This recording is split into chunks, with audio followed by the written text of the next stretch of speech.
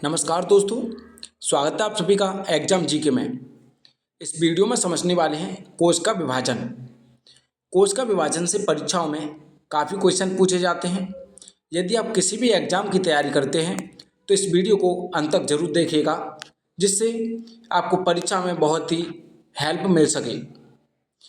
यदि क्लास पसंद आए तो हमारी क्लास को लाइक कमेंट करके हमारे चैनल को सब्सक्राइब जरूर करिएगा। चलिए स्टार्ट करते हैं और सबसे पहले देखते हैं कि कोश का विभाजन क्या होता है। तो यह एक जैविक प्रक्रिया है। जो कोश का विभाजन है यह एक जैविक प्रक्रिया है जिसमें एक कोश का दो या दो से अधिक संतति कोशिकाओं में यानी कि दो या दो से अधिक छोटी छोटी कोशिकाओं में विभाजित होती है, उसे कोश का विभाजन कहा जाता है। जैसे एग्जाम्पल के लिए इमेज के माध्यम से समझते हैं कि कोशिका क्या है। देखो, कोशिका ये एक कोशिका है। इस कोशिका के बाद जब अलग अलग ये विभाजन करेगी तो धीरे धीरे इसका साइज बढ़ता हुआ जाएगा। जैसा कि आप देख सकते हो, इसमें थोड़ा और बड़ा है, इसमें और बड़ा है, और इसी प्रकार से इसमें तनाव आना शुरू हुआ। यहाँ से ये विभाजित हो गई, ये एक इधर आ गई, एक ये। इस प्रकार से कोशिका में विभाजन होता है। इसी प्रकार से ये आगे भी इसी प्रक्रिया को दोहराती रहती हैं और कोश का विभाजन होता रहता है। यह प्रक्रिया जीवों की वृद्धि, मरम्मत और प्रजनन के लिए बहुत ही आवश्यक है। कोश का विभाजन जो है वह मानव के लिए यानी कि जीवों के लिए बहुत ही उपयोगी है। कोश का विभाजन से ही वृद्धि, मरम्मत और प्रजनन होता है। अब समझते हैं कि जैविक प्रक्रिया क्या होती है। जैविक प्रक्रियाएं वह प्रक्रियाएं हैं जो जीवन जीवों में होती हैं, यानी कि जो जीवित जीव होते हैं उनमें होती है, और ये जीवन के लिए बहुत ही आवश्यक होती है। जैसे एग्जाम्पल समझते हैं, पोषण, श्वसन, उत्सर्जन, प्रजनन, इन सभी के लिए ये कोश का विभाजन बहुत ही जरूरी होता है। जैविक प्रक्रियाओं के उदाहरण जैसे जो पोषण होता है वह पोषण को ऊर्जा में बदलने की प्रक्रिया, ये जैविक प्रक्रिया कहलाती है। इसी प्रकार से श्वसन, ऑक्सीजन का उपयोग करके कार्बन डाइऑक्साइड को बाहर निकालने की प्रक्रिया, ये भी जैविक प्रक्रिया है। इसी प्रकार से ये आगे दी हुई है उत्सर्जन, यानी कि शरीर से अपशिष्ट उत्पादों को निकालने की प्रक्रिया, और प्रजनन, नए जीवों को उत्पन्न करने की प्रक्रिया। आगे है वृद्धि, यानी शरीर का विकास और आकार में वृद्धि की प्रक्रिया आदि, ये सभी जैविक प्रक्रियाओं के उदाहरण हैं।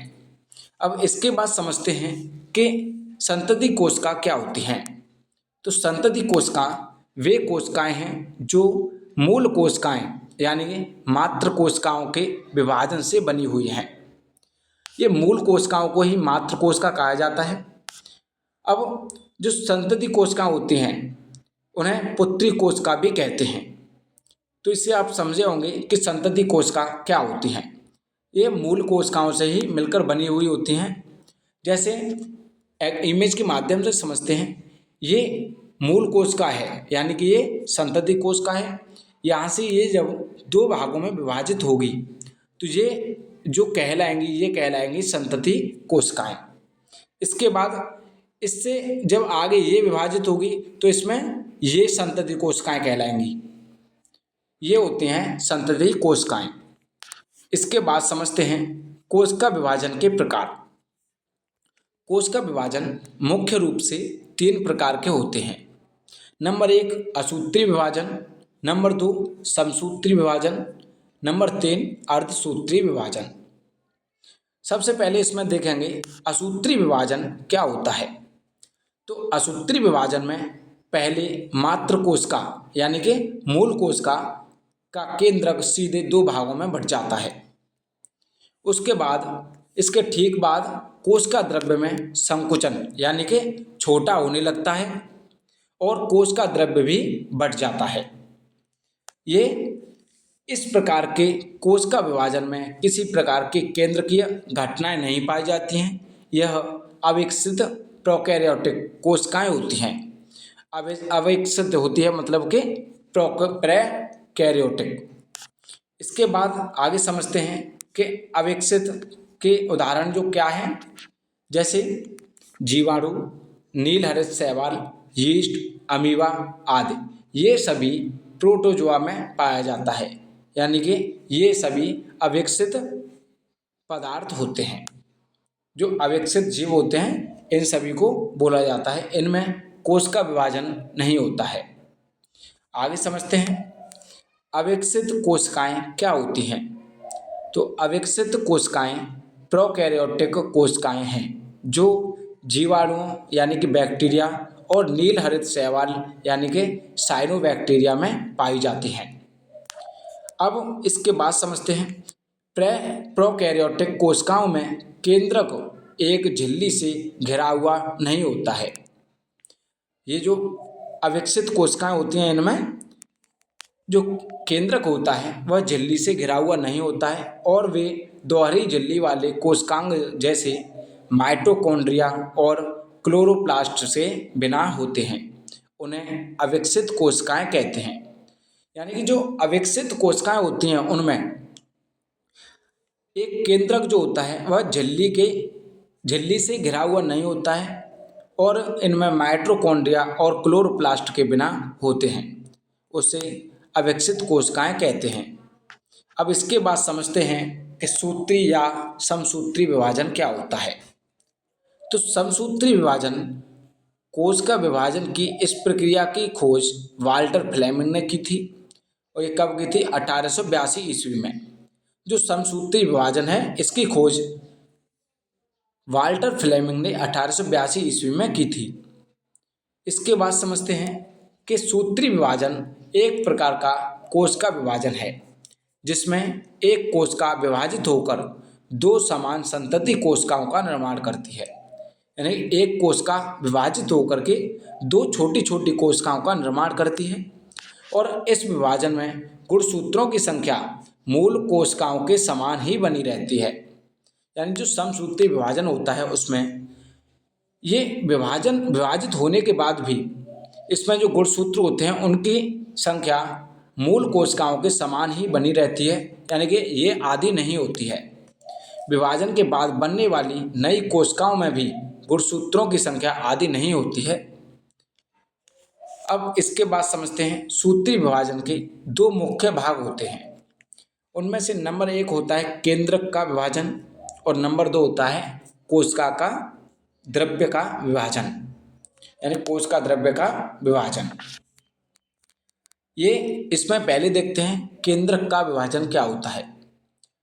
तो केंद्रक का विभाजन यह कोश का विभाजन का वह चरण है जिसमें केंद्रक दो भागों में विभाजित हो जाता है।